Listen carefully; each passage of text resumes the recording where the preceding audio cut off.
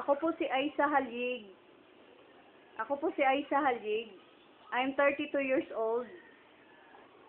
June 6, 1988 ang birthday ko po. Ang title po ng totoong nangyari sa buhay ko na makatotohanan na bawal sila magnakaw ng anak ko sa sinapupunan ko. Oh. Traidor sila eh. Oh. Bawal yun. Oh. Kasi yung iba, madami 'di ba yung mga nakikita ko kasi ngayon, yung iba high-tech na kasi yung ano eh. Oh, bawal yun, no? Bukod sa pinunit na nga nila yung anak ko, madami na yung naririnig ko, ni halos albularyo na bago yun namatay, si Lola Caridad Canoa na 1 month buntis ako. Ni kahit ang iba, nagpaparinig sa akin. Kaya yung title, bawal magnakaw ng anak ko sa sinapupunan ko na hindi ko alam.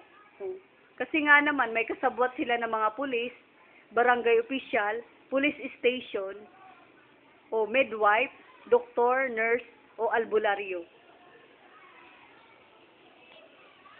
Hindi ko alam kung kasabwat pa yung mga kamag-anak ko na iba, o at iba pa. Wag naman nila pagtripan yung sinapupunan ko. Kung magulo yung buhay nila, wag nila ako idamay. Mabuti akong tao. Kahit na nag-traidor sa akin si Kapitan Celso Morata sa mga panahon na nagpabaya siya sa barangay o ang iba na pulis, tinulungan ko si Kapitan nung nagkasakit siya sa tiyan. Sabi ng nanay niya, masakit yung tiyan niya. Tinulungan ko siya sa pera, ni kahit yung midwife niya na asawa. Si Tita Leonesa Morata. Bawal yun, wag sila, maawa sila sa katawan ko, kung sino-sino, nararamdaman ko wag ganon, wag sila mag-traidor, natulog ako, Kasi yung iba kasi ngayon, may mga inject na, diba, na nangyayari, yung sa anak, i-inject sa iba na magkaanak. Bawal yun, bawal magnakaw ng anak ko sa sinapupunan ko na hindi ko alam. Traidor sila. May ano yan, may karma, Nagkasala sila sa batas at Diyos at sa akin. Traidor sila Sana magkaroon ako ng asawa at anak. Lalo na si Ma'am Memar, yung policewoman, na sabi, ay hindi mo pa kaya magkaanak. Sabi ko, ang gusto niya, siya lang magkaroon ng asawa at anak. Ganun ba yon?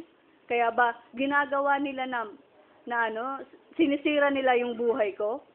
O kung sino? Ni kahit si Sir Kuro nagbanggit na, nagpa-rape ka naman kasi bawal yun, Salamat tumulong siya sa akin. Ni kahit si Kapitang Gueta nagpabaya. Salamat din kasi nagtulong din siya sa akin 2010 sa mga panahon na nagkasakit ako. Ewan ko kung sino-sino, sabi pa nga ni ang pinsan ko sa side ng Hirona na, malaki naman yung tiyan mo, mag-ingat ka. Tsaka, nag-traidor naman ngayon yung kapatid ng ama ko, sa side ng Hirona na si Auntie Bibis na sabi, buntis ka ba? Ngayon lang basta ngayon lang taon, 2020. December ata o November. Basta sabi ko, wag ganon sila, Wag ganon sila na mag-traidor sa sinapupunan ko. Gusto ko pa magkaroon ng asawa at anak. O kung sino man yung kasabwat nila sa simbahan.